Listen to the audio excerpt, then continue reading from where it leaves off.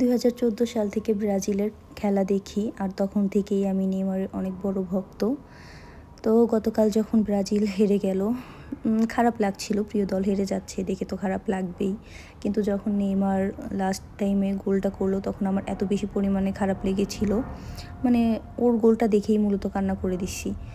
যাই হোক, সেটা গতকালকের বিষয়। কিন্তু আজকে সারাদিন আমার টাইমলাইনে বেশ কয়েকটা নিউজ দেখলাম যে ব্রাজিল হেরে গেছে, সেই ট্রোল নিতে না পেরে বেশ কয়েকজন সুইসাইড করেছে। আবার একজন নাকি পতাকা রাতে বৃষ্টির মধ্যে পতাকা নামাতে যে পড়ে যে মারা গেছে। মানে এগুলা কেমন বুঝলাম না। খেলায় হার জিত থাকবে, এটা যেমন সত্য, তেমন এক দল আরেক দলকে ট্রোল করবে, এটাও সত্য।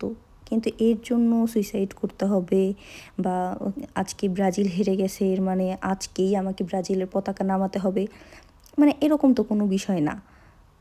হ্যাঁ, হেরে যেতেই পারে, তার মানে কি এই নাকি যে আমাকে এখনই ব্রাজিলের পতাকা নামাতে হবে, না হলে মানে আমাকে কেউ ব্যান করতেছে বা আমাকে কেউ জরিমানা করতে আসবে, এরকম তো কোনো বিষয় না। হ্যাঁ, ব্রাজিল হেরে গেছে গেছে, তা পতাকা থাকলে তো আমার কোনো সমস্যা হচ্ছে না, থাকুক। পুরো বিশ্বকাপ জুড়েই যতদিন আছে আরও প্রতিদিনই আমি আমার পতাকা টানায় রাখবো, সমস্যা কি?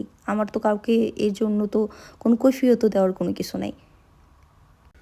আমরা বাঙালিরা না এত বেশি আবেগী যে কি বলবো। যাই হোক, খেলাকে খেলার মতন করেই দেখেন, বিনোদন নেন, কিন্তু এইটাকে আবার এমনভাবে না নিয়েন যাতে মানে নিজের কোনো ক্ষতি বয়ে আসে।